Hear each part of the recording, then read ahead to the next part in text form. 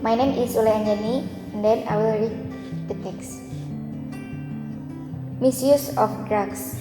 A term of drugs is very connected with a compound that gives the effect of addiction for user.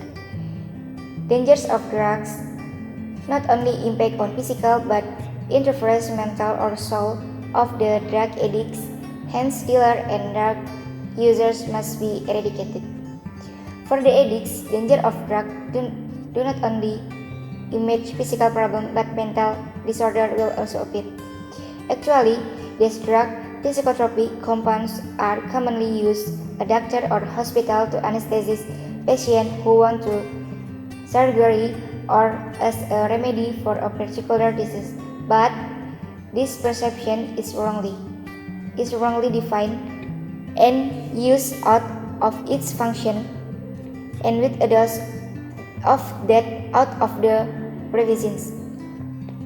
If it is misused, the dangers of drugs can affect the arrangement of the neurons, resulting addicting and dependence. Moreover, the impact of mental, emotion, spiritual also will appear. There are many impacts of drugs misuse which will appear. The first is physical impact. The body biological adaptation will appear against drug use for long periods of time, especially with drugs which are in a group of donors. Even our body can be changed so much until our body cells and organs become dependent on the drug to be functioned normally. But if the use of drugs is stopped, it will change all the arrangement and balance of the body chemical. There may be an excess of a type of certain neuron enzyme and lack of transmission. Suddenly, our body tries to restore the balance. Besides the dependence of body cells, vital organs such as liver, the heart, the lungs, the kidney, and the brain also suffered damage due to long-term use of drugs. A lot of drugs addicts and which likely heart valve, the lungs that is hollow, kidney illness, as well as damaged liver. Moreover, physical damage that appears due to a vital infection such as hepatitis type C and HIV and AIDS. Second is mental impact. The mental impacts are more difficult to recuperate than physical impact. The suggestion is the dependence of mental in the form of the emergence of true desire to get back taking drugs. The suggestion will not be lost when the body's functional normally. Third is emotion impact. Addiction of drugs makes one lose control of his emotion. An addict often acts impulsively, follow the urge of any emotion that arises in them. The addict is often fooled by a feeling of guilt, feeling useless, and deep depression, which often made them think to commit suicide. Fourth is spiritual impact. An addict will make the drug his main priority in life. Drug is the center of life.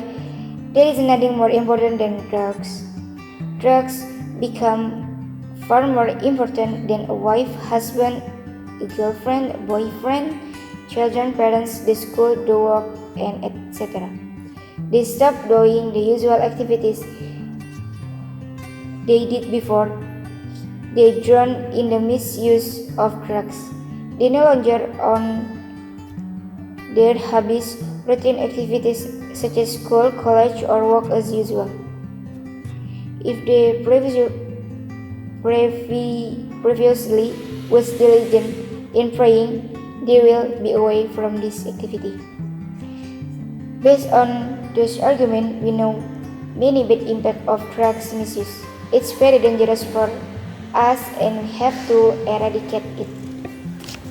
Okay, this text is hortatory exposition, and the information I get from this argument is a term of drugs is very connected with a compound that gives the effect of addictions for user. Danger of drug not only impact on physical, but it interferes mental or soul of the drug addicts. Hence, dealer and drug user must be eradicated. If it misused, the dangers of drugs can affect the arrangement of the neurons, resulting addiction and dependence. Moreover, it can impact for mental, emotion, spirit, and also spiritual will appear. Based on those arguments, we know that many bad impact from drugs misuse.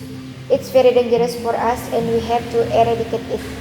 That's why do not touch more ever use drugs because it's very dangerous. Okay, my personal opinion, I totally disagree if drugs should circulate among the public, both the dealers and the users. It will be very dangerous if every day the user increase. Drugs are very dangerous because they can damage the neural system in our body, mental, emotional, and spiritual. Therefore, we as young people must prevent drugs abuse because of it have danger effect. Okay, enough from me. My name is Rofifah Rosyidatus S and I will tell you about Rindi facts with the title is Golden Snail. Long time ago, there lived two princes in a big kingdom in Java. Their names were Dewi Galuh and Chandra Kirana. They have an opposite personality. Chandra Kirana was beautiful and kind, while Dewi Galuh was evil and envious. They never really close each other because every time Chandra Kirana had something, Dewi Galuh will always try to find a way to make it hurt. One day, Chandra Kirana was engaged with the crown prince of Kahuripan kingdom named Raden Inu Kertapati. He was a wise, handsome, brave, kind, and talented man. A lot of women in his kingdom adored him. Dewi Galuh was very jealous of Chandra Kirana because Dewi Galuh had crushed on Raden Inu Kertapati. She started to use her cunning mind to find a way to get rid of Chandra Kirana from him. Dewi Galuh finally decided to use the help of the great witch to curse Chandra Kirana. The witch agreed to help her, but she also told her that her magic had a weakness. One day, when Chandra Kirana was walking at the beach, the witch saw up in front of her. The witch started to cast her spell toward Chandra Kirana and turned into a golden snail. The witch then picked the golden snail up and threw it into the ocean. Before that, the witch told the golden snail that she will be able to return to her original from when she met her true love. One day, an old lady was walking at the beach. She saw the golden snail from distance. She decided to approach it because it was beautiful. She thought that it would be a good pet for her. After that, she picked it up and brought it home. She put the golden snail in a water jar. The next day, when she woke up in the morning, she found a lot of food were served on the table. She tasted it and it turned out to be very delicious. She was very hungry, so she didn't think too much about where did the food came from, even though she was actually surprised. When she had finished her breakfast, the old lady went out to look for some fish and she returned on the afternoon.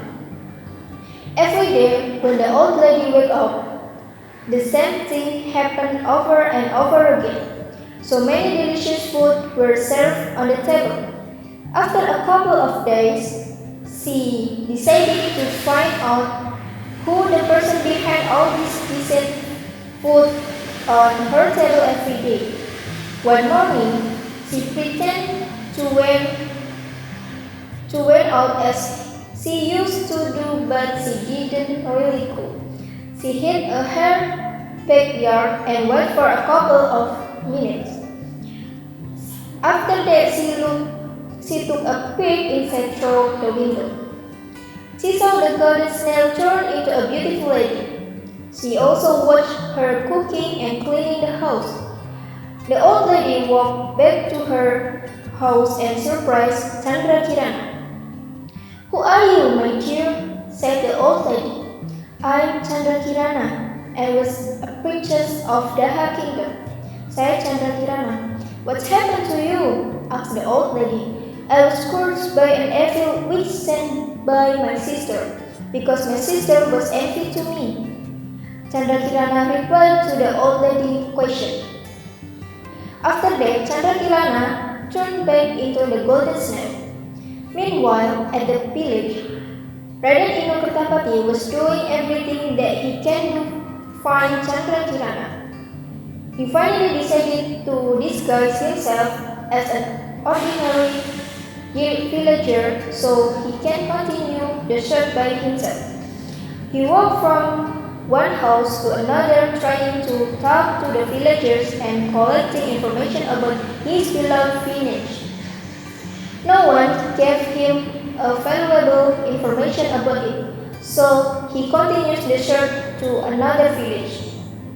One day, Raden Inu Kertapati was very tired and thirsty. He saw the small hut and decided to go there.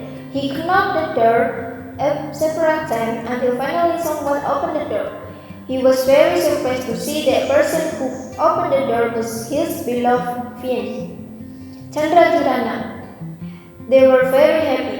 The curse broke forever because Chandra Kirana finally met her true love. Chandra Kirana told him everything. They didn't two went back to village along with the old lady at the village. Chandra Kirana told the whole story to her father, the king. The king summoned Dewi Galuh to the main hall. When she saw up in the main hall, she saw Chandra Kirana and Raden Inu Kertapati was standing next to her father.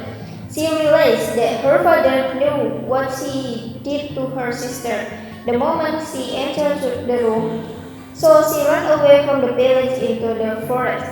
Unfortunately, she fell into a cliff. A couple of weeks after that, Raden Inu Kertapati and Chandra Kirana got married.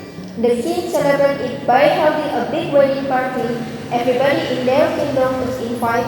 After that, they lived happily ever after ever.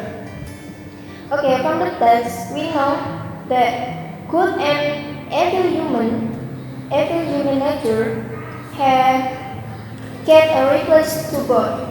Which is evil gets replaced according to what she did, and the good human get happiness according to what she did for his goodness. Thank you. Hello, I'm Yusuf Ibrahim and I will explain about the narrative text and I will read the text. The title is Andi Andi Lumut. A long time ago, there were two kingdoms in a region called Kahuripan. They are Jenggala Kingdom, ruled by King Jayanegara, and Kediri Kingdom, ruled by King Jayanegara. The two kings were asked to unify their kingdom by their ancestor King Erlangga. They finally decided to do it through a marriage of their descendant, Prince Panji Asmarabangun, son of King Jayanegara, and Princess Dewi Sekartaji, the daughter of King Jayanegara. They all lived happily together as a big family. One day, the kingdom was attacked by an enemy. The battle was fierce that it could endanger the life of Princess Dewi Sekartaji. The princess decided to flee and hide in a village far away from Jenggala. In order to protect herself, Princess Dewi Sekartaji changed her identity into Kleting Kuning and lived in a woman's house by the name Nyai Intan with her daughters, Kleting Abang, Kleting Ijo, and Kleting Biru. Nyai Intan turned out to be an evil lady. She made Kleting Kuning to do all the housework such as cooking, doing the laundry, cleaning the house every day. Her daughter was no different. They act as if Kleting Kuning was their housemaid. They yelled at her whenever they want something. They only fed Kleting Kuning once a day. Meanwhile, at the kingdom, Prince Panji Asmarabangun has successfully defied the enemy. At that moment, he realized that his beloved wife was not in the palace anymore, and no one knew her whereabouts. He was so sad and he decided to send some of his bodyguards to search for his wife. They ran for a couple of days until one day, one of the bodyguards returned to the palace with the news. Your Majesty, please forgive me to interrupt your rest, said the bodyguard. It's okay. Have you located my wife, soldier? Said the prince. My apology, Your Majesty. I have not found your wife yet, but I found a girl that looked like Princess Dewi Sekataji in a village far away from here. I couldn't confirm it yet because she was working in a house of a rich widow as a housemaid, said the bodyguard. The prince decided to disguise as a handsome and rich man looking for a wife to attract the girl to come to him so that he will be able to see if that girl was truly his beloved wife or not. He went to the Dapan village near Bengawan Solo River. The village was right across the village where the Kleting Kuning lived. The prince stayed in an old widow house by the name Mbok Rondo and changed his name into Ande Ande Lumut. Kleting Abang, Ijo, and Biru were very happy to hear the news. All of them wished to marry the handsome Ande Ande Lumut. They prepared themselves and they wore their best clothes so they became ready. Kleting Kuning tried to praise them but she got mockery in return from her sisters. They did not allow Kleting Kuning to go to the Dapan village to see Ande Ande Lumut. They sent her to the river to do the laundry and she followed. Kleting Kuning collected all the dirty clothes and went to the river. Truthfully, she had no intention to go with her sister to the Dapan village because she only loved one man in her life, and the man is her husband, Prince Panji Asmarabangun. She promised to herself that she will always be faithful to her husband. When she was doing the laundry, suddenly a crane came to her. The crane can talk just like human and it broke a whip on its claw. The crane started talking to the princess. It said that the princess have to go to the Dapan village and she will meet her husband, Prince Panji Asmarabangun. The crane also gave her the whip and asked her to use it when she needed. After that, the crane left. Kleting Kuning rushed back to the house and prepared herself to go to the Dapan village. Meanwhile, Kleting Abang, Ijo, and Biru were already at the river bank. The river was very large and there was no boat around, but they were still trying to figure out how to get to the other side of the river. Kleting Abang saw a huge creature floating on the way there. It was a giant crab and its name is Yuyu Kangkang. They didn't know that Yuyu Kangkang was actually the servant of Ande Ande Lumut, and it was assigned to test every candidate of his wife. Kleting Abang asked if Yuyu Kangkang was willing to take them to the other side of the river. Yuyu Kangkang smiled and said he will take them on his back to the other side of the river if they agree to kiss him as their reward. All of them agreed to Yuyu Kangkang's request because they really want to go to the Dapan village, so they kissed the giant crab. After that, Yuyu Kangkang took all of them across the river. A couple of minutes later, Kleting Kuning also arrived at the river bank. She brought the whip from the crane with her. Yuyu Kangkang gave her the same offer just like her sister, but she refused. She kept asking Yuyu Kangkang to take her and Yuyu Kangkang kept asking the same offer, but she didn't change her mind. Losing her patience, letting Kuning hit the whip to the river, and in an instant the weather subsided. Yu Kangkang was scared to see that, and then he took Letting Kuning to the other side of the river for free. The two sisters arrived first before Letting Kuning. They showed their beauty to Ande Lumut right away. Unfortunately, Ande Lumut decided to not choose any of them. They were upset and asked him to explain his reason. When Ande Lumut was about to explain his reason to the two sisters, suddenly Letting Kuning arrived at the door. Ande Lumut walked toward her right away and he said, "I choose this girl to be my wife."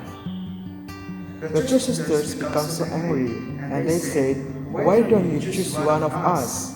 After that, Ande Lumut introduced them to his loyal friend, Yu Kangkang, and he said, "I didn't choose any of you because you give your precious gift to Yu Kangkang so easily. And the only one who refused to do so is Letting Kuning." Letting Kuning was so happy because she recognized her husband since the moment she stood at the door. She used the magic whip to turn her back into a beautiful princess. Finally, they reunited and lived in their palace happily, along with Mbok Rondo, who helped the prince to be back with his wife. I will explain about this text. This text is narrative text. Narrative text has function to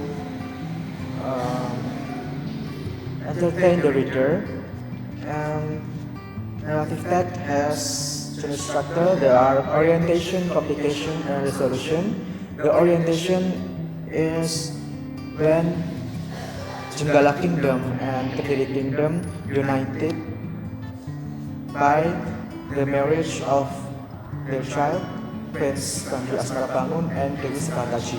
And then the complication is one day the kingdom was attacked by enemy, and then made Dewi Sekartaji run from the kingdom into the village, and she met Nyai Intan, Keting Abang, Keting Ijo, and Keting Biru, but she became their housemaid.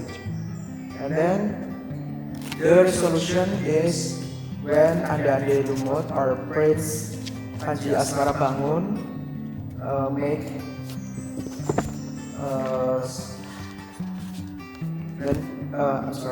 when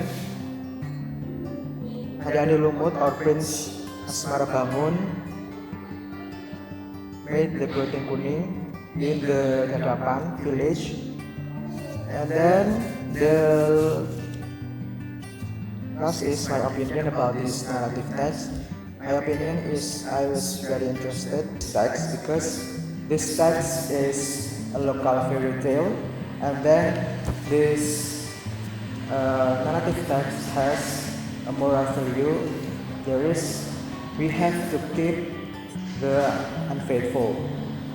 I think that's all from me. Thank you. Hello, I am Rindi Oktavia. I will read the recount text that the title is Borobudur Temple. Borobudur Temple. Last week, I was visiting Borobudur Temple. It was a great temple and one of the biggest Buddhist temple in the world. I had been there for several times, and I still love to go there again and again. I know a little bit about the history of the restoration of the Borobudur Temple. Borobudur Temple was built in 9th century in Magelang City, Central Java, Indonesia. The temple was built during the reign of Sailendra dynasty as the symbolic monument retelling the life of Buddha, in which people can learn about Buddhist religion. The temple was designed in Javanese Buddhist architecture as the acculturation of Indian and Javanese culture.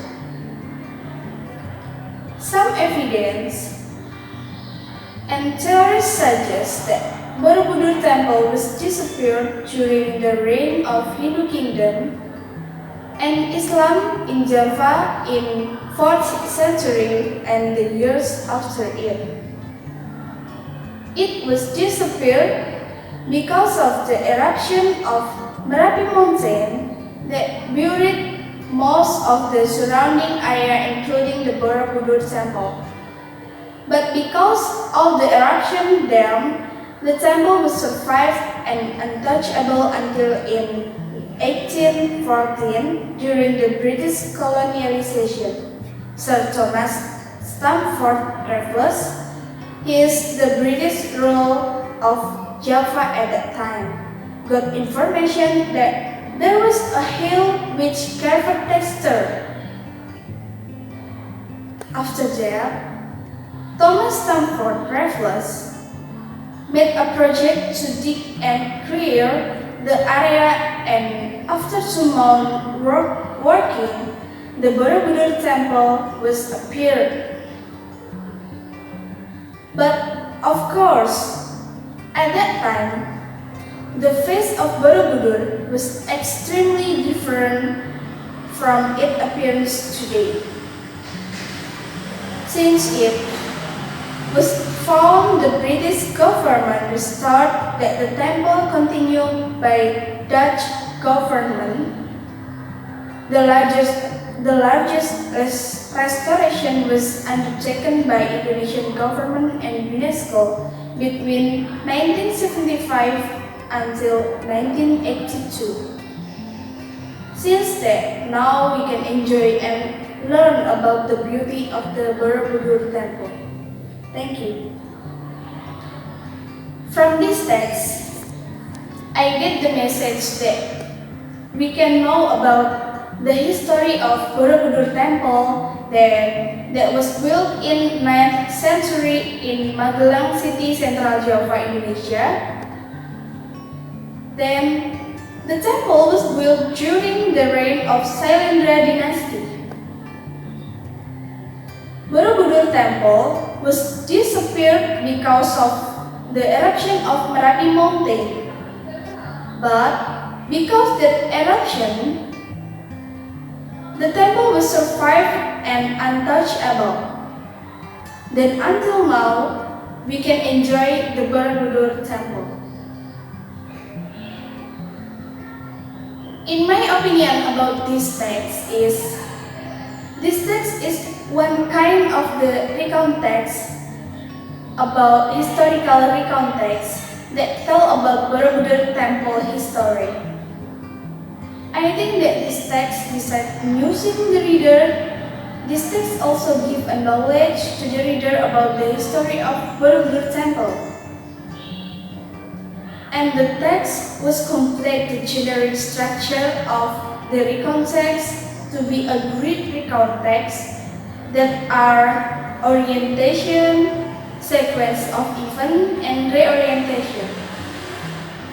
The writer also gives the temporal conjunction like after that, since, and etc. that it can make the reader easy to understand the sequence of the text. That's all for me. Thank you. Wassalamualaikum warahmatullahi wabarakatuh.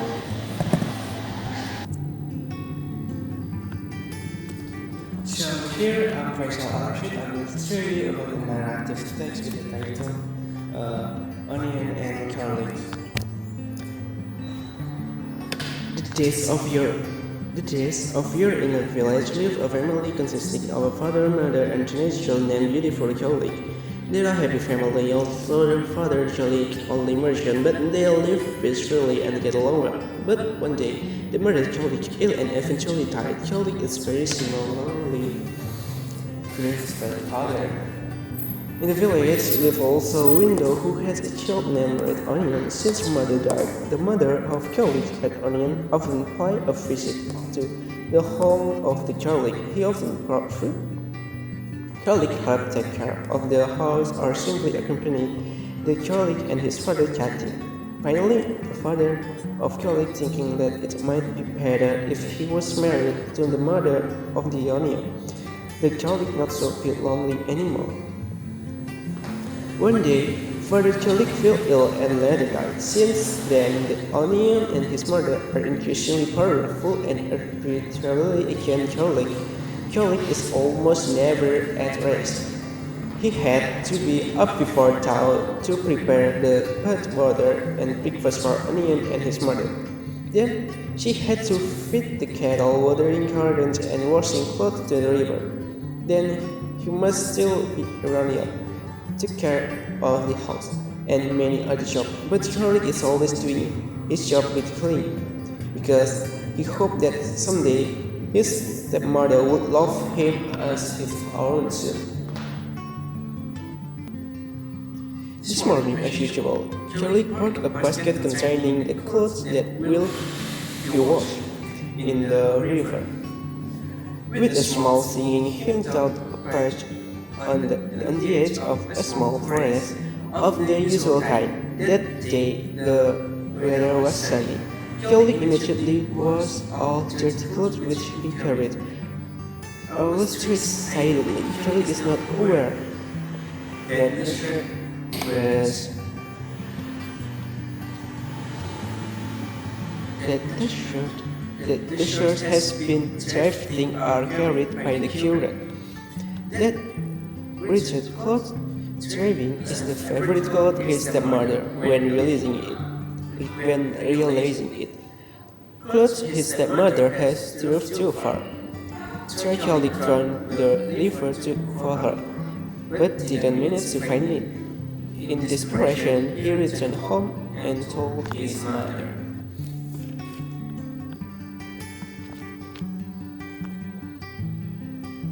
And then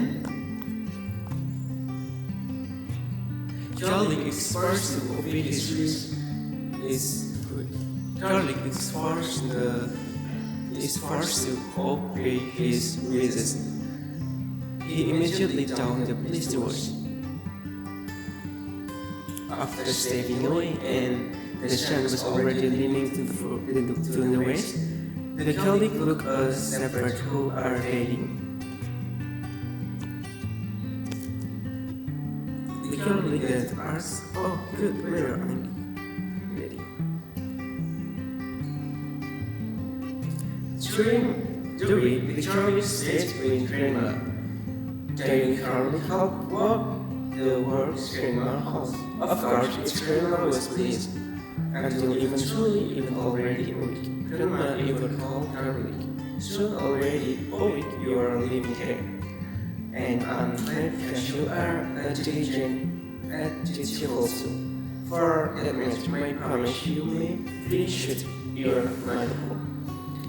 At now, or you may choose one of the pumpkin as a gift, said Grandmother. Originally, Charlie decided this line, given the first but still first, her grandmother. Eventually, Charlie pumpkin picking the list. Arriving at the house, Charlie and the red dress belonged to his mother, while she went to kitten the yellow's house. Arriving in the house, Charlie handed red dress belonged to his mother while she went to the kitten to chop yellow squash. What a surprise that when Charlie pumpkin split, it turned out to contain a good cold shower.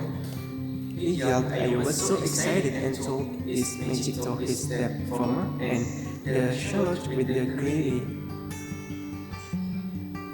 cold and calm.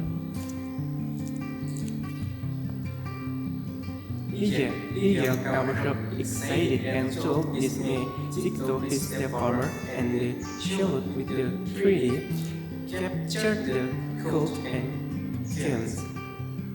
Therefore, the colleague to tell me how can get the prize, Charlie, and you become with to be honest. Here the story of Charlie. Onion and her mother planned to do the same thing, but this time the onion that would do it. In short, the end of Onion to the old grandmother at home on the edge of the river, like Charlie's onion river was sparks accompanying him for the week. Unlike an epic during the week, that the onion just lays him. If anything done, then the outcomes is never good, because it is always done with random. Finally, after a week, my grandmother that loved onions to go. Isn't it super sweet? Grandmother gave me pumpkin as gift because of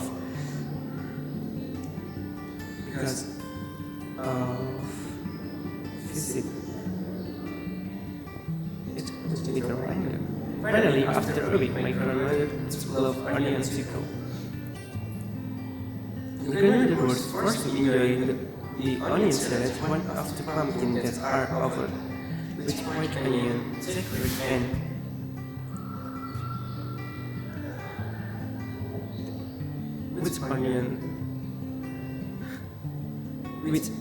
with quick onion textures and without flesh to thank her rich friend, arriving at the house of red onion soon encountered his mother and happily saw the pumpkin which he carried for fear and calming.